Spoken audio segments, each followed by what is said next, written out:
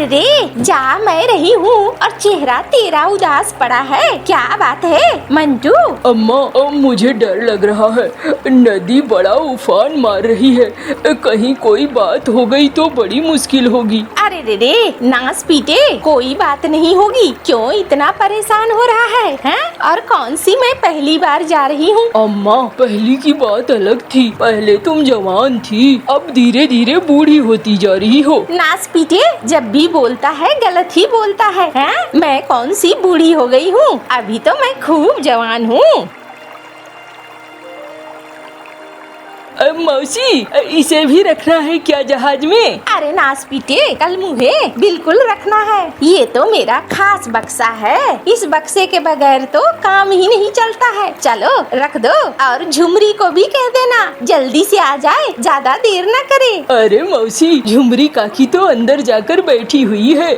कल मुही घुसकर बैठ भी गई। हाँ? अम्मा अब जब तुमने फैसला कर ही लिया है तो जाओ, ज्यादा देर करने से ठीक नहीं है और भी ज्यादा समस्या बढ़ेगी, जाओ। अरे जा रही हूँ, अपना ख्याल रखना और अच्छे से रहना, ठीक है ना? कोई दिक्कत हो तो गांव वालों की मदद ले लेना, गांव वाले बहुत अच्छे हैं, बुरे नहीं हैं, तुम्हारी मदद भी कर देंगे। हाँ अम्मा मैं समझ रहा हूँ। अरे नास पीटी नीचे ही रहेगी कि आएगी भी? अरे रे जा रही हूँ, तेरे से बात के चक्कर में तो बहुत देर होने लगी, आज जाती हूँ मैं।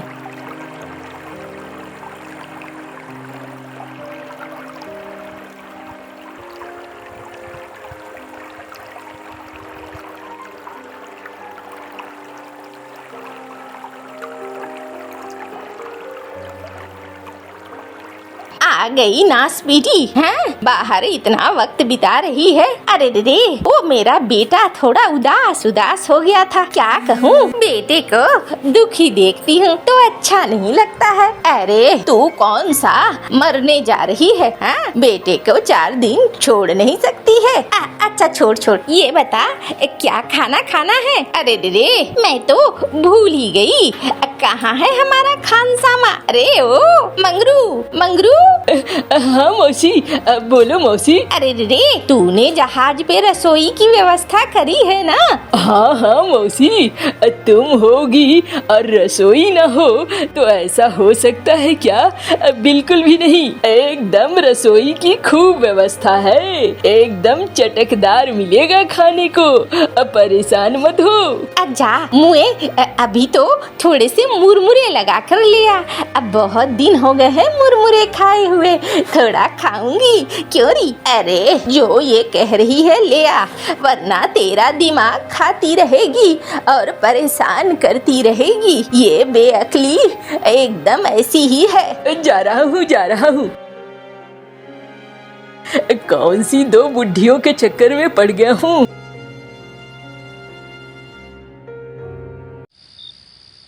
सरदार आज एक हिरन लाया हूँ। अरे अगर हिरन लेकर आया है तो लगा दे अलाव में, रात में सब मिलकर खाएंगे, रात तक पक भी जाएगा। जा लगा दे। ठीक है मालिक, लगा देता हूँ। मालिक अब कहाँ लूटना है? अरे बहुत दिनों से तो आसपास के गांव में जाना मुश्किल हुआ है, अब हमें ध्यान देना होगा नदी के तरफ, और नदी के तरफ देखना होगा, कोई अगर नाव या जहाज इधर आए तो उसे ही लूटना होगा, उसके अलावे कोई उपाय नहीं है। हाँ सरदार, अगर हम नहीं लूटेंगे तो घर में खाने की भी दिक्कत हो जाएगी। वही बात तो है, इस जंगल में कभी हिरन कभी बंदर मार मार कर खाने से काम नहीं चलेगा, हमें कुछ मोटा हाथ मारना होगा और फिर शहर जाकर अच्छे तरीके से जीवन जीना होगा। हाँ सरदार बिल्कुल ठीक बोला, इस तरीके से जंगल जंगल फिरना अच्छा नहीं लगता है सरदार। अब जा, बहुत बोल रहा है तू, जाकर हिरन पकाने की तैयारी कर।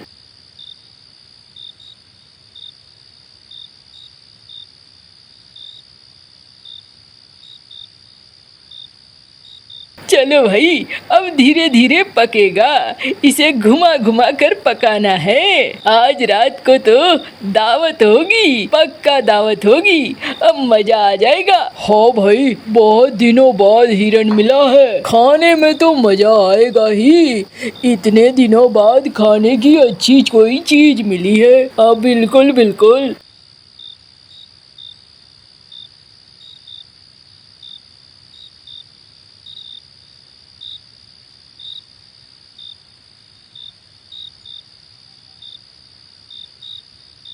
अरे मौसी, खाना बन गया है, खाना नहीं खाओगी क्या? अरे रे, खाना नहीं खाऊंगी तो क्या करूंगी? हाँ, तेरा भेजा खा के मेरा दिन तो नहीं पार होने वाला है। अरे सारी बातें टेढ़ी टेढ़ी जुबान में बोलना जरूरी है क्या? लाओ भाई, क्या है खाना ले आओ। ये निकली है अपने कौन से मायके जाने के लिए। अभी इस नदी में हमें 5 दिन रहना है। बिना खाना खाए तो नहीं रहेंगे ना। लाओ खाना लाओ।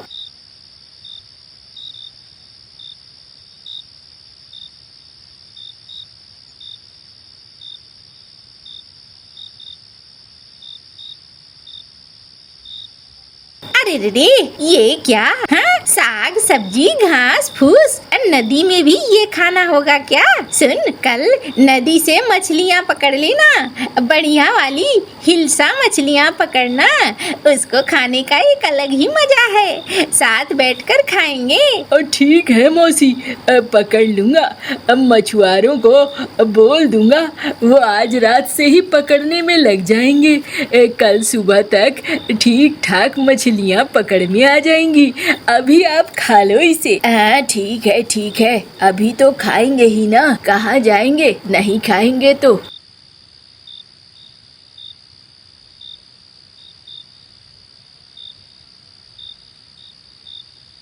अरे सुनो चिंटू मिंटू, तुम लोग मछली पकड़ने की कोशिश करना और नदी में बढ़िया बढ़िया ताजी हिल्सा देखना।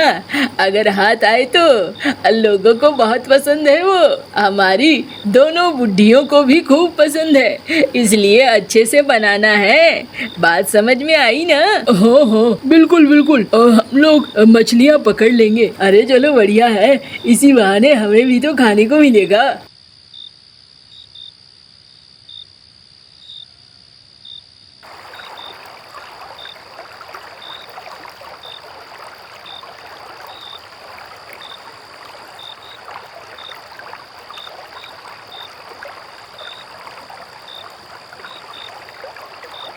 अरे वाह, देखा कालिया, वो देख एक जहाज आ रहा है। सरदार तो खुश हो जाएंगे। हाँ भाई, ये जहाज तो काफी बड़ा है। अरे लगता है इसमें ढेर सारा माल होगा। हाँ भाई, जहाज ही इतना बड़ा है तो माल तो होगा ही। अब हमारी जिंदगी मजे में कटेगी। चलो चलो, सरदार को बता देते हैं। हाँ भाई, चलो चलो।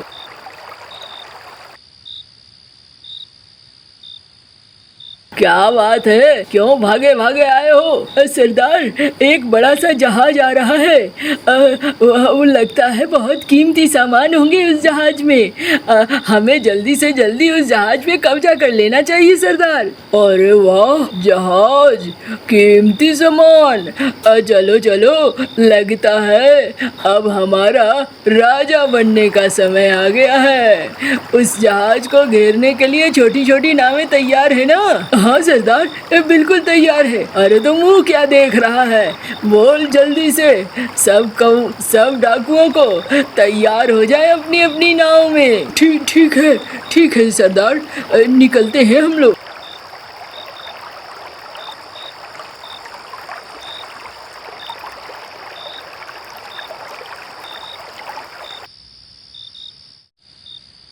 अरे मौसी, लगता है डाकुओं ने हमारे जहाज को घेर लिया है।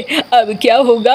अरे रे, ये क्या बात है? हमने ऐसा क्या किया है कि डाकुओं ने घेर लिया है? हैं? जुमरी, अब क्या होगा? अरे हमसे क्या लेंगे, वो आएंगे भी तो वापस चले जाएंगे। ज्यादा टेंशन वाली बात नहीं है, तुम परेशान मत हो, देखो क्या होता है।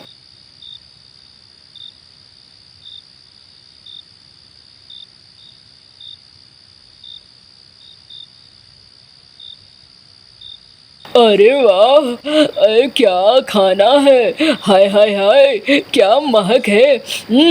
अरे ओ रसोइये, क्या बनाया है, जल्दी जल्दी मुझे और मेरी पलटन को खिलाओ, अब भूख लगी है। उसके बाद जहाज लूटेंगे। इस नदी में जहाज जाएगा कहाँ? चलो चलो। हाँ हाँ मालिक, खिला रहे हैं, जल्दी खिलाओ वरना काट कर फेंक दूंगा इसी नदी में, कभी लाश भी नहीं मिलेगी। हाँ हाँ खिला रहा हूँ। अरे तुम लोग खाओ, मैं जरा देख कर आऊं इस जहाज में और भी कीमती कीमती चीजें हैं क्या। अरे पूरी तो डालना। डालता हूँ। इधर सब्जी दे वरना भेजे में गोली डाल दूंगा। दे रहा हूँ। अरे अरे जल्दी जल्दी खिलाओ ना, तुम लोग हाथ में हाथ धरे क्यों बैठे हो? जल्दी जल्दी पूरी पलटन को खिलाओ अच्छे से।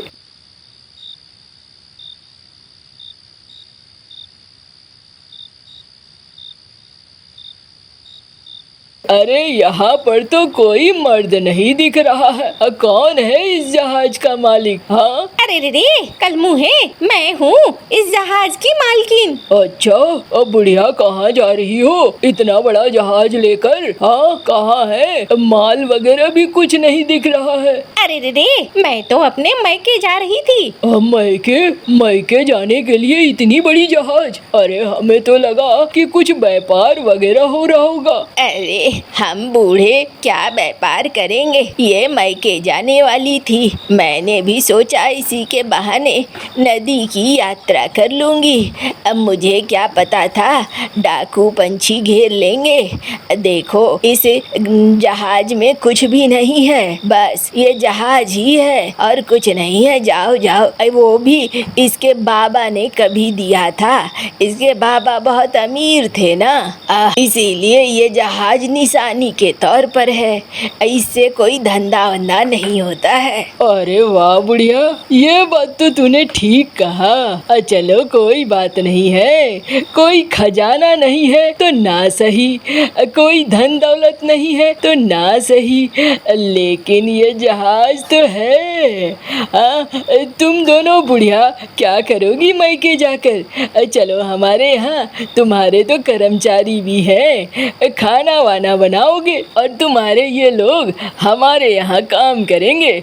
चलो अभी चलो। अरे रे ये क्या मुसीबत है, ये कहाँ फंस गए झुमरी हम लोग। अरे मेरी मत मारी गई थी जो मैं तुम्हारे साथ आ गई। चलो जहाज घुमाओ। अरे कौन जहाज चला रहा है? चलो जहाज घुमाओ।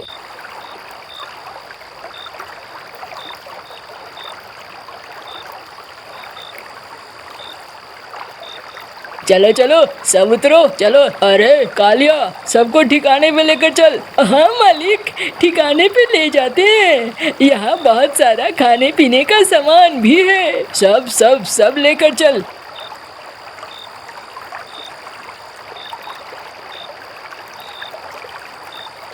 दोनों बुढ़िया देखो, बैठे बैठे काम नहीं चलेगा, खाने पीने के बाद इतने बर्तन होंगे तुम दोनों ही धोगी। हाँ मालिक, जाता हूँ।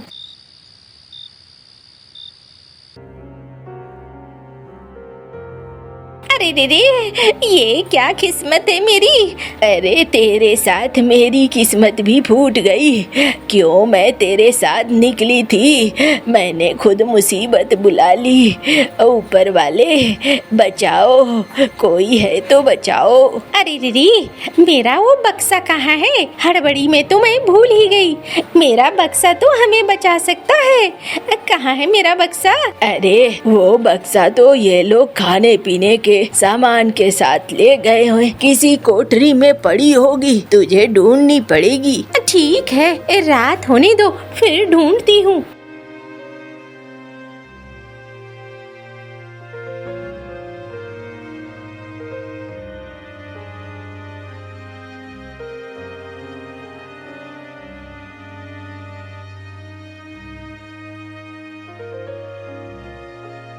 अरे पुड़िया दो पुड़िया, अब बहुत दिनों बाद सरदार कुछ ऐसा खाने को मिला है। हाँ ये बात तो है, आज तो नींद बड़ी गहरी आएगी, अब बड़ा अच्छा खाना था।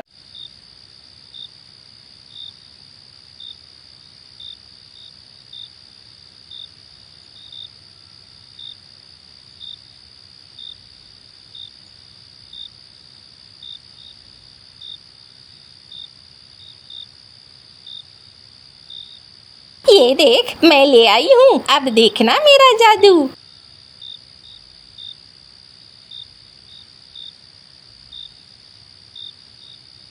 अरे रे, ये क्या है?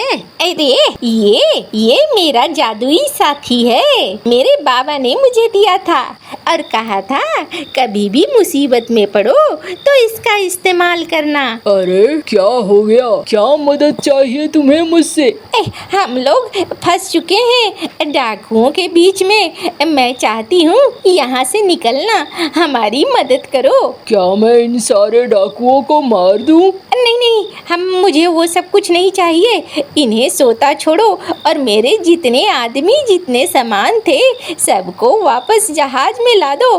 मैं यहाँ से निकलना चाहती हूँ। ठीक है।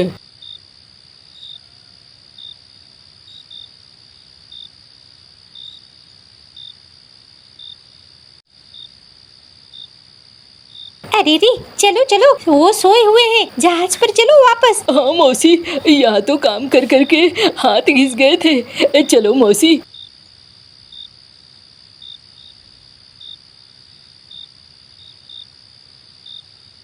अरे मौसी, ये कौन है? कहाँ से आ गया? अरे रे, तू चुप रह और देखता जा, ये मेरा साथी है। चल अब यहाँ से निकल, जहाज चला।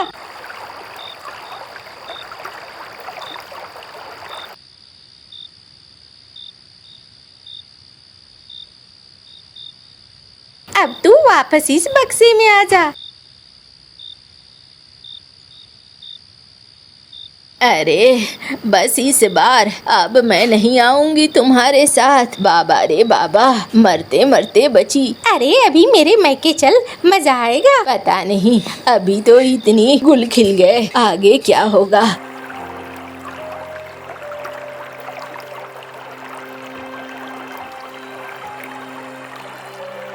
अरे मेरी बिटिया, आ गई तू? अरे रे बाबा, आप आज भी उड़ते हो? अरे मेरे पंख अभी भी मजबूत हैं। चलो मैं तुम्हें खिलाऊंगा बढ़िया से। कितने दिन की छुट्टी है? बाबा 5-7 दिन रुकूंगी, ये मेरी दोस्त है। अरे मेरे सामने तो तुम लोग बूढ़े नजर आ रहे हो, खाते पीते नहीं हो। चलो चलो, दोनों को मैं खिलाऊंगा। और उसके बूढ़े बाबा लेकर चले जाते हैं। एक गांव था, वहाँ लोग अपने परिवार के साथ खुशी खुशी रहा करते थे। वहाँ के लोग बहुत अच्छे और प्रकृति से प्रेम करते थे। उसी गांव में मंटू अपने परिवार के साथ रहा करता था। मंटू के पिता बहुत बूढ़े थे और उनके घुटनों में दर्द रहता था, इसलिए वह चल फिर नहीं पाते थे। हमेशा खाट पर ही लेटे रहते थे। पूरा परिवार मंटू की चप्पलों की दुकान पर ही निर्भर था। वह अपनी चप्पलें सिर्फ गाँव में ही बेचता था, क्योंकि शहर में बेचने के लिए उसको एक नदी पार करनी पड़ती थी, जिसके ऊपर कोई भी पुल नहीं था, पर रोड से जाने में काफी समय लगता था। बेटा, मैंने तुमसे कितनी बार कहा है, मेरे घुटनों का इलाज किसी बड़े अस्पताल में करा दो, जिससे मैं थोड़ा चल फिर सकूं। यहाँ पर लेटे मैं मर ही जाऊंगा। पिताजी, आप कैसी बातें करते हैं? मैंने आपसे कहा है कि अभी मेरे पास पैसे नहीं है। अभी ज्यादा चप्पल बिकती नहीं है तो मेरी आमदनी भी कम होती है। जैसे ही पैसे आते हैं मैं आपका शहर जाकर इलाज करवाता हूँ। इसलिए मैं आपसे कह रही हूँ कि मैं भी आपकी मदद कर देती हूँ। आपके साथ मैं भी चप्पल बनाऊंगी और आपकी दुकान संभाल लूंगी। आप अकेले कब तक काम करते रहेंगे? तुम तो घर की लक्ष्मी हो। लोगों की चप्पल ठीक करना या फिर लोगों की चप्पल छूना भी तुम्हें शोभा नहीं देता। मंटू अपने पिता के इलाज के लिए पैसे जुटा रहा था, लेकिन हर बार वह पैसे कहीं न कहीं खर्च हो जाते थे, जिससे वह बहुत परेशान था। आखिर मैं कैसा बेटा हूँ, मैं अपने ही पिता का इलाज तक नहीं करवा पा रहा। धिक्कार है मुझे ऐसा बेटा होने पर। लेकिन नहीं, मैं अपनी मजबूरी को अपनी मेहनत पर हावी नहीं होने दूंगा। मैं आज ही मजबूत चप्पलें बनाऊंगा और उन चप्पलों को शहर जाकर अच्छे दामों पर बेचूंगा। मंटू तपती गर्मी में जाकर चप्पलें बनानी शुरू कर देता है। उसे इतनी मेहनत से काम करते हुए देखकर उसकी पत्नी उससे पूछती है, आपने सुबह से कुछ नहीं खाया है, आप खाना खाकर चप्पल फिर बना लीजिएगा। नहीं नहीं भाग्यवान, जब तक मैं 50 जोड़ी चमड़े की चप्पल नहीं बना लेता, तब तक मेरे गले से खाना नहीं उतरेगा और फिर उन चप्पलों को शहर जाकर बेचूंगा।